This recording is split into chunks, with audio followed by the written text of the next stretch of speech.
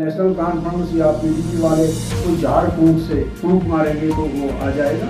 मैं फिलहाल 370 जो है वो खत्म हो चुका है। तो 370 पहली बात यह है कि उनको शर्म आनी चाहिए 370 पर वोट मांगने के लिए। कल तक वो 53 की पोजीशन पर वोट मांगते थे, अटानवी के नाम पर वोट मांगते थे, सेल्फ रूल के नाम पर वोट मांगते थे। वो सारा कुछ आपने भुला दिया है।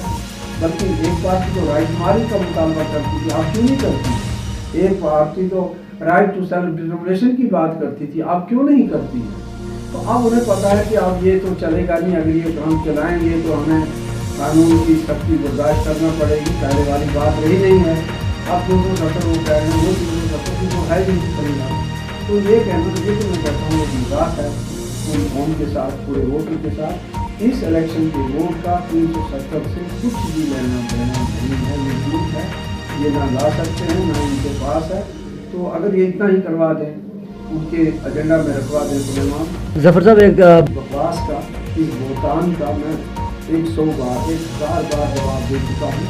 आप बार बार इस सवाल को न देने की चीज़ कहते हैं। वो झूठ का झूठ बोले जा रहे हैं और आप उस झूठ पर उनको आगे प्रमाण चढ़ा रहे हैं। मुझे माफ़ कर दें, सवाल ये है कि ये भी कुछ नहीं होता है। ये इस तरह के इल्ज़ाम तराशी नेशनल कॉन्फ्रेंस और पीडीपी का कल्चर है। कल ये लोग जब खुद सत्ता में थे उनके साथ शरीक नेशनल कॉन्फ्रेंस वाले, पीडीपी ने तो पूरी हुकूमत ही उनके साथ मिलकर बनाई। ये किसी को क्या वो ताना देंगे? वो हमारे यहाँ कहते हैं कि छाछ छानने के लिए ना मारती, तो ये क्या बात ये करेंगे? इनको तो शर्म आनी चाहिए ऐसी बात है। बाकी एक बात है, जिस तरह वो INDA में शामिल हैं, उनकी किसी पार्टी के साथ अंडरस्टैंडिंग है, तो अगर हमारी किसी पार्टी के साथ अंडरस्टैंडिंग होती है तो इसका ये मतलब नहीं कि हम उनके दुम छल्ला हैं या हम उनकी बी पार्टी हैं। असल में ये बी पार्टी, सी पार्टी, डी पार्टी का रोल अदा करना इनका कल्चर है। तो चोर जो होता है तो सारे चोर हो जाते हैं।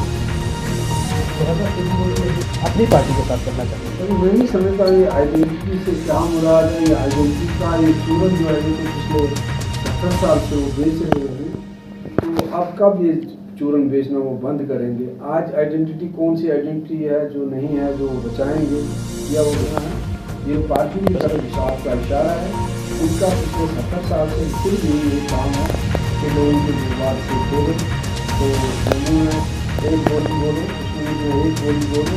तो पहले तो दोनों पार्टियां, कुछ पार्टियां अलग अलग करती थी। बाद में एक वक्त आया कि उन्होंने, कांग्रेस ने जम्मू का मोर्चा संभाल लिया, तो नेशनल कॉन्फ्रेंस ने कश्मीर का मोर्चा संभाल लिया। लोगों का इस्तेसाल करने के लिए, लोगों के जज्बात को एक्सपाइट करने के लिए।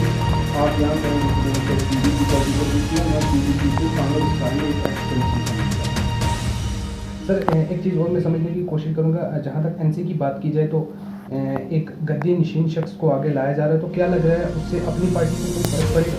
ठीक है, पहली बात है कि मैं इज्जत करता हूँ उन तमाम शख्सियात की जिनका कोई रिलीजियस मकान होता है, हिंदू हो, मुसलमान हो, सिख हो, वो सब के होते हैं। लेकिन जब आप किसी पार्टी के अंदर चले जाते हैं, किसी पार्टी के मैंडेट को लेकर सामने आते हैं, तो मैं समझता हूँ उससे शायद उसमें कुछ कम ही वाक़ा होता है। क्योंकि जो अल्लाह के प्यारे होते हैं वो सब के होते हैं। अब उन्होंने गद्दी नशीन को क्यों लाया, क्यों नहीं लाया, ये काम को इसकी याद है। की बात भी करते हैं, जहाँ उनका दाल चलता है तो वहाँ वो कुरान भी इस्तेमाल कर देते हैं। जहाँ उनका दाल गलती है तो वहाँ वो राम जी के भजन भी गाना शुरू कर जाते हैं। कहीं जाकर वो सरदारों के पास जाते हैं तो उनको भी एक्सप्लॉइट करते हैं। तो जो बोले सो निहाल भी बोल लेते हैं। तो वोट का इस चीज़ से कोई ताल्लुक ही नहीं है।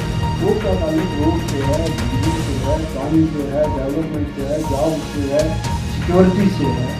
इसको जब हम ये कहते हैं तो फिर वही लोग सेकुलरिज्म को खतरा है, सेकुलरिज्म को खतरा है, सेकुलरिज्म को खतरा है का ढोंग गिर जाते हैं। तो अब ऐसे लोगों को आप क्या करें? सवाल हमारा पॉलिटिकल एजेंडा है, जो डेवलपमेंट सेंट्रिक एजेंडा है, जो दूसरे लोगों की तरक्की की जमानत देने की बात की है। सर, वही 70 के लिए हमारी जारी जो है वो जारी रहेगी। तो क्या लोगों को उन्हीं के साथ करना चाहिए, उनको 70 के लिए वोट कास्ट करना चाहिए या अपनी पार्टी का दामन थामना? पहली बात है कि ये लोगों की तब्दील है। अगर उनसे 370 के नाम पर वोट मांगे जाए, वो 370 की जवाब है ही नहीं। वो 370 इस्लाम की पार्लियामेंट ने दिया था, हिंदुस्तान की पार्लियामान इसको वापस अगर लाए, लेकिन सवाल ये है कि क्या नेशनल कॉन्फ्रेंस के लोग लाएंगे? ये तो 5 लोग थे, तो ये रोक नहीं सके।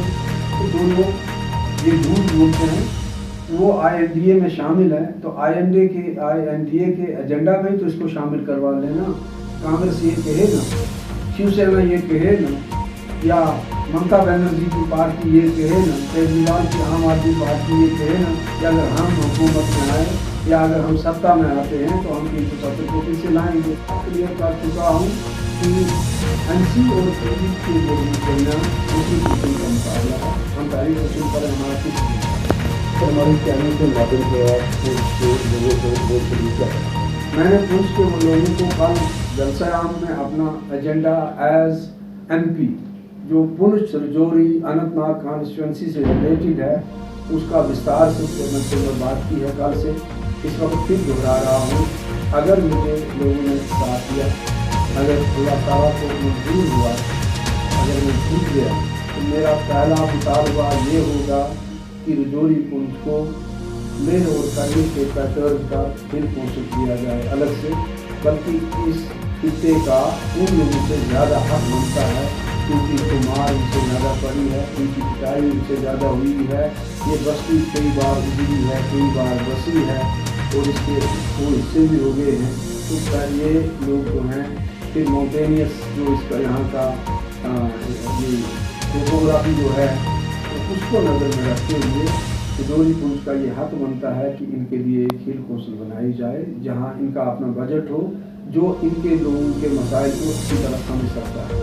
मेरा दूसरा एजेंडा जो है एज MP अल्लाह ताला को मंजूर हुआ, मैंने वो किया, तो ये होगा कि रजौरी पुंछ को अलग से लोकसभा को एक क्षेत्र बनाया जाए, एक सीट इनको दी जाए, क्योंकि ये बहुत बड़ा वसी एरिया है, जोग्राफी के अंदाज से पहाड़ी एरिया है जहाँ लोग किसी कैंडिडेट का पहुँचना इतना आसान नहीं। इसलिए इनको ना जम्मू के साथ रखा जाए इस मामले को लेकर, ना कश्मीर के साथ। कश्मीर भी भाई हैं, वो भी भाई हैं, लेकिन इनकी अलग लोकसभा की सीट हो, ये मेरा दूसरा मुतालबा है। मेरा तीसरा मुतालबा है कि supreme court without losing time ये जो 3 की घड़ी है और 13 की घड़ी है, इसमें किसी सूरत में 2 टनल जितनी जल्दी बने उतना ज़रूरी है ताकि ये पूरा साल ये ट्रैफिक जो है चले। और ये जो सड़क की बदहाली है 20 साल 25 साल 30 साल से मैं देख रहा हूँ, मैं रजौरी पुंछ में प्रोग्राम करता रहा हूँ, मीटिंगें करता रहा हूँ, जलसे में आता रहा हूँ, तो ये सड़क जब जितनी खस्ता 30-40 साल की बल्कि उससे भी आप ज़्यादा खराब है। इस पर जितनी जल्दी जितनी तेज़ी से काम है उसको मुकम्मल करवाना, ये भी मेरा मिशन है। इस पूरे बेल्ट को टूरिज़्म का हब बनाना यूरोपियन तर्ज पर, ये भी मेरे एजेंडा का हिस्सा है। यही मेरा सबसे बड़ी सौगात होगी रजौरी पुंछ के लोगों के लिए।